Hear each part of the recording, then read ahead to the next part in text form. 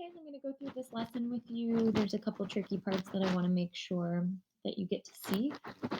So for part one, we're looking at a globe. So imagine this is the Earth. So North Pole, South Pole, maybe like North America, South America.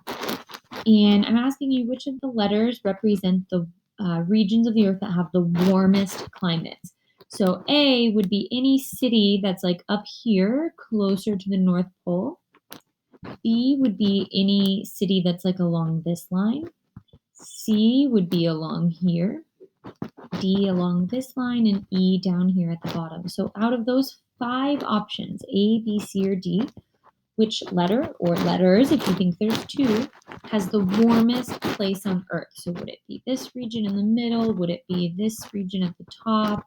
Would it be this one at the bottom and this one at the top? Where's the warmest place on Earth?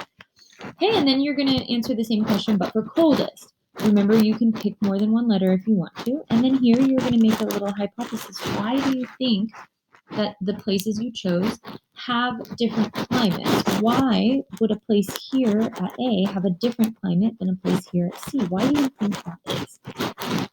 Moving on, you're going to click a link here to check your work from those previous answers. It's going to bring up a graphic, and you're going to look at that graphic, which will show you temperatures of the different regions of the Earth. So you'll read the graphic and look at the temperatures and see, okay, was I right up here on 1 and 2? Are those the warmest and coldest places? You can say yes or you can say no.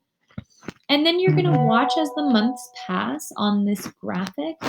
And as the months pass, I want you to look for a pattern. What's a pattern that you're seeing as they pass? Okay, so moving on, we've got this model here that shows the Earth, North Pole, South Pole, equator.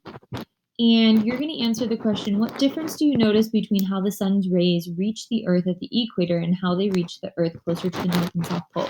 So what I want you to focus on is, here's the rays that are reaching the equator, right? And we've got the same ray here, here, and here. They're all identical. They're all the same size.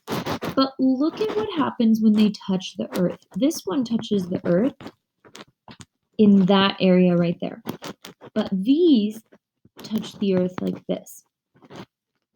Notice how the circle here is much more of an oval and it's much bigger. And here it's very small and very tight.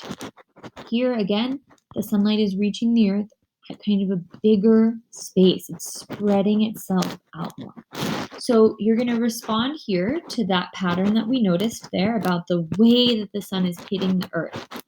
And then here, based on your response, which region of the Earth do you think might be receiving stronger heat energy?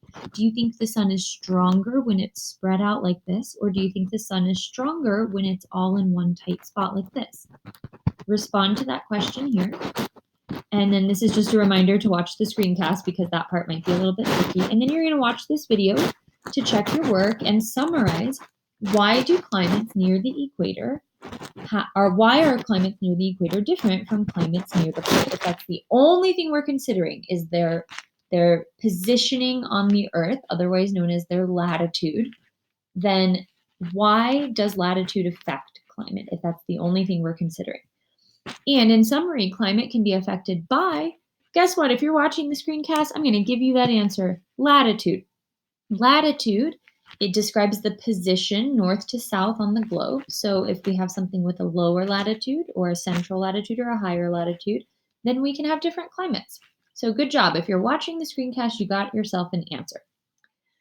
So next up, we ask you to consider the fact that places can have a similar latitude, but different climates. So London, England has a very different climate than Vancouver, Canada, but they both have the same latitude. So we're going to think about what else besides latitude might be affecting climate. Think of anything. What else affects climate? Not just where we are on the Earth, but what else? And now we're going to go into more detail about one of these that I think you're going to find really easy.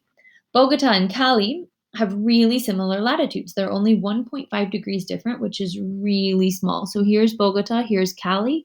On a globe, they're almost at the same line of latitude. But we know that Bogota and Cali have very different climates. So right here, please describe, how are they different? What is it like when you go to Bogota versus when you're here in Cali?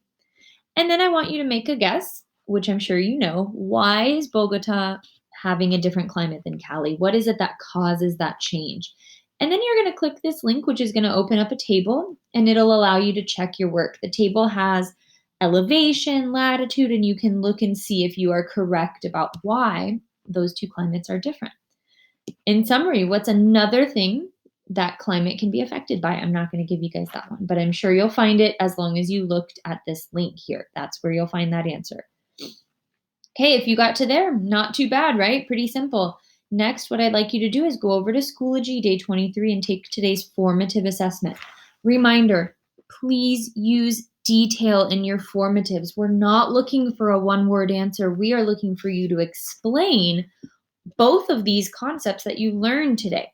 So the question is going to give you an opportunity to talk about this, about latitude, and to talk about this other factor that you found today that affects climate.